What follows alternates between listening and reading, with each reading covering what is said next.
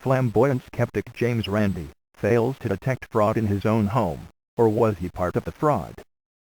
Apparently the unamazing Randi, the closed-minded skeptic from Florida, who claims, without proof or anything on record, to have debunked more than 100 psychics and faith healers in a quest to rid the world of hucksters, was apparently not able to detect a hoax under his very own roof. Either that, or he was aiding and abetting, being an accessory to a serious crime.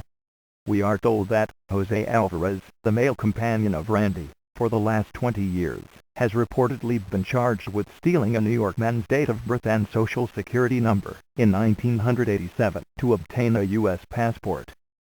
A grand jury indicted Alvarez a couple of weeks ago on a charge of passport fraud, a crime punishable by up to 10 years in prison, and aggravated identity theft, which automatically tacks 2 years in prison onto any other sentence.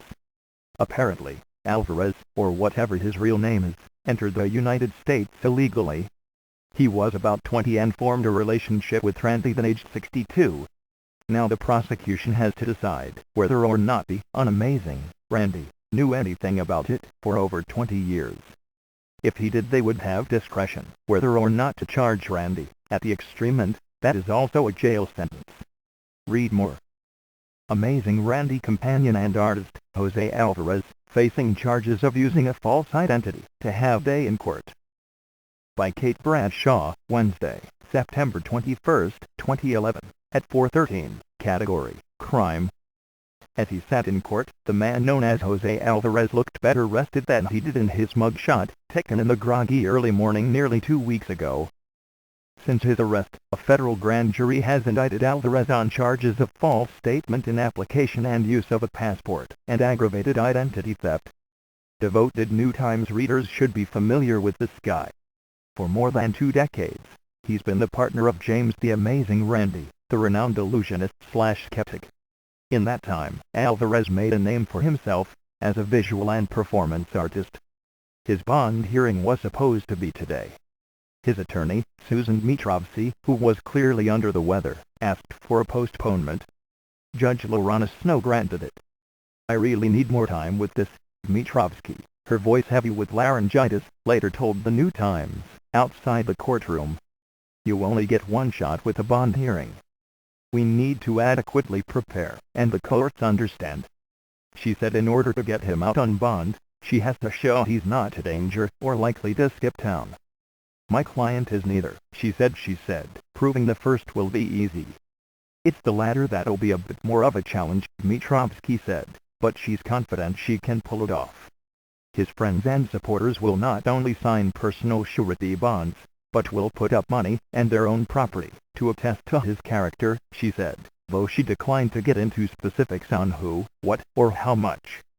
"I certainly have enough character letters from around the world." Alvarez has been in custody since September 8. If found guilty on all counts, he faces up to 12 years in prison. The new date for his bond hearing is October 4 at 10 a.m. Federal authorities say that James Randi's companion, often by his side for the past 20 years, is one of the most common frauds there is, an identity thief. Authorities say they still aren't sure who Alvarez really is, and it is unclear if Randi is cooperating with them. He told the Sun-Sentinel that the attorneys he hired to defend Alvarez have advised caution. Alvarez, who purportedly is 43, was charged with stealing a New York man's date of birth and social security number in 1987 to obtain a U.S. passport. A grand jury indicted Alvarez on Wednesday on a charge of passport fraud, a crime punishable by up to 10 years in prison, and aggravated identity theft, which automatically tacks 2 years in prison onto any other sentence. For Alvarez to be released, he may have to reveal his true identity, which would be tantamount to an admission of guilt. "He's in an interesting box," said Jeffrey Neiman, a former federal prosecutor, who is now a defense attorney based in Fort Lauderdale. "I can't imagine a magistrate judge giving a bond without knowing who it is they are giving the bond to."